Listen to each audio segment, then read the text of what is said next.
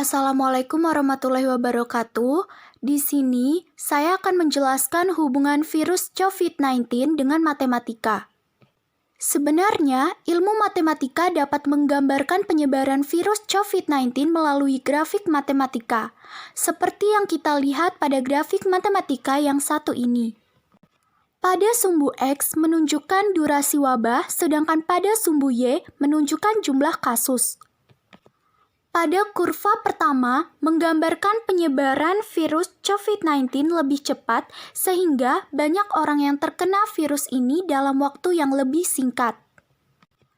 Sedangkan pada kurva kedua, menggambarkan penyebaran virus COVID-19 lebih lambat sehingga banyak orang yang terkena virus ini juga dalam waktu yang lebih lama. Jika pada kurva pertama kalian beranggapan bahwa semakin cepat virus ini menyebar, maka semakin cepat pula kondisi ini teratasi, sebenarnya anggapan kalian salah. Yang sebenarnya terjadi adalah pada kurva pertama dan kedua itu menunjukkan orang yang terkena virus jumlahnya sama. Jadi, apa yang membedakan? Yang membedakan adalah garis kapasitas fasilitas kesehatan yang berupa jumlah rumah sakit, jumlah dokter, jumlah perawat, jumlah alat kesehatan, dan lain sebagainya. Jadi, jika kita bayangkan kejadian tersebut pada kurva pertama, jika banyak orang yang terkena virus atau orang yang sakit dalam waktu yang singkat, kita bisa lihat bahwa ada kurva yang terdapat pada atas garis kapasitas fasilitas kesehatan. Artinya, banyak orang atau pasien yang positif virus COVID-19 yang tidak bisa mendapatkan fasilitas kesehatan, sehingga banyak pasien yang meninggal dunia dan tenaga medis pun kewalahan menangani hal tersebut. Sebaliknya, jika kita perhatikan pada kurva kedua, yaitu penyebaran virus COVID-19 lebih lambat, maka banyak pasien yang positif virus ini dapat ditangani oleh para tenaga medis. Artinya, pasien yang meninggal dunia pun akan lebih sedikit. Oleh sebab itu, kita harus mengubah kurva pertama menjadi kurva kedua dengan cara tetap di rumah saja untuk memperlambat penyebaran virus COVID-19.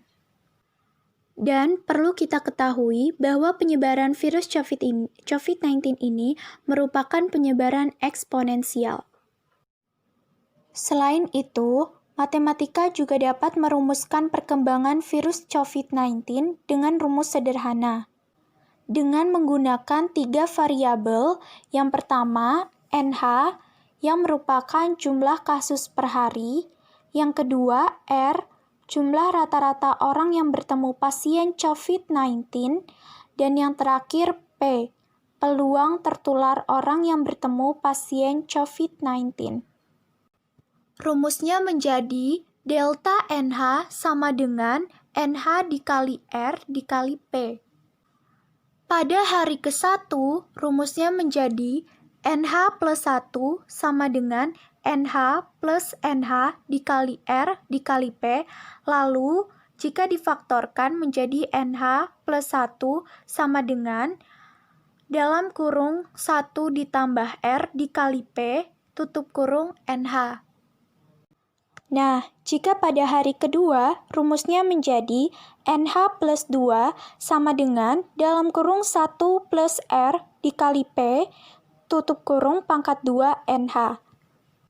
Sehingga pada hari ke-X, rumusnya menjadi NH plus X sama dengan dalam kurung 1 ditambah R dikali P pangkat X NH. Nah, jadi jika pertanyaannya bagaimana mengurangi total pasien positif pada hari ke-X, jawabannya adalah dengan mengurangi R dan P tersebut dengan cara social distancing dan juga mengikuti aturan pemerintah seperti mencuci tangan, memakai masker, dan juga tidak lupa menggunakan hand sanitizer. Langsung masuk ke contoh, yaitu ketika kondisi tidak social distancing, atau kita masih nongkrong sama teman-teman tanpa ada perlengkapan kesehatan. Diketahui, orang yang bertemu pasien positif dalam satu hari ada 50 orang. R-nya sama dengan 50 orang. Peluang orang itu tertular adalah 1%. P-nya sama dengan 1% sama dengan 0,01. RP-nya sama dengan 50 dikali 0,01 sama dengan 0,5.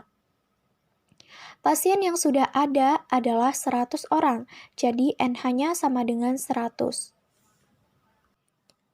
Ditanya, berapa jumlah pasien di hari ke-14?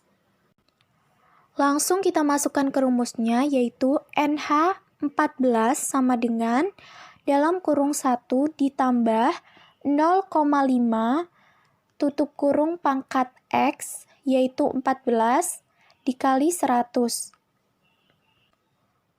Maka, NH 14 sama dengan 29.192 orang. Jika dibandingkan ketika kondisi dengan social distancing, seharusnya pasien yang positif akan lebih sedikit.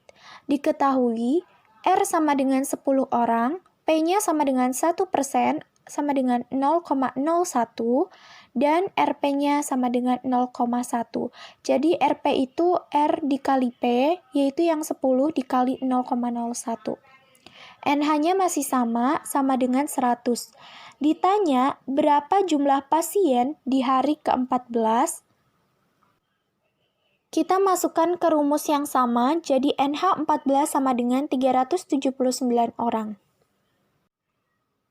Jadi, terlihat bukan perbedaan antara ketika kondisi tidak social distancing dan social distancing, maka kita harus mengikuti aturan pemerintah. Dan penyebaran virus COVID-19 ini sangat cepat jika kita tidak melakukan social distancing.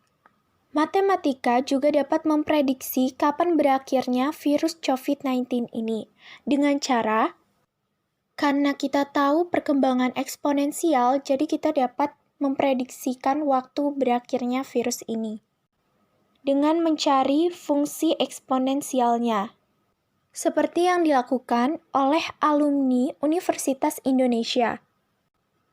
Jadi, alumni Universitas Indonesia ini menjalankan beberapa skenario dari fungsi laju interaksi antar manusia. Skenario pertama, per 1 April 2020, tidak ada kebijakan signifikan dan tegas dalam mengurangi interaksi antar manusia. Skenario yang kedua, per 1 April, kebijakan sudah ada namun kurang tegas dan kurang strategis, bahkan masyarakatnya tuh tidak disiplin. Dan skenario yang ketiga, per 1 April, diberlakukan kebijakan yang tegas dan strategis dalam mengurangi interaksi antar manusia. Masyarakatnya disiplin dalam mematuhi aturan.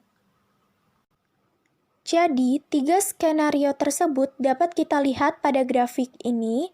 Yang pertama, yaitu skenario yang pertama, yang berwarna merah menunjukkan bahwa puncak dari virus ini tuh pada tanggal 4 Juni dengan 11.308 kasus per hari dan berakhir pada akhir Agustus sampai awal September. Skenario yang kedua, yang berwarna biru, puncak pandeminya pada tanggal 2 Mei dengan 1.490 kasus per hari berakhir pada akhir Juni sampai awal Juli. Dan skenario yang ketiga, puncaknya pada tanggal 16 April dengan 546 kasus per hari dan berakhir pada akhir Mei sampai awal Juni. Jadi, dari grafik tersebut, kita dapat melihat perbedaan yang sangat jauh ketika kita benar-benar melakukan social distancing atau dengan tidak melakukan social distancing. Jadi, hal yang harus kita lakukan sekarang adalah dengan cara memperlambat penyebaran COVID-19 dengan mengikuti aturan pemerintah seperti tetap di rumah saja dan menjauhi keramaian. Sekian penjelasan saya tentang hubungan virus COVID-19 dengan matematika. Mohon maaf bila ada salah kata, dan terima kasih. Hold me close till I get up. Time is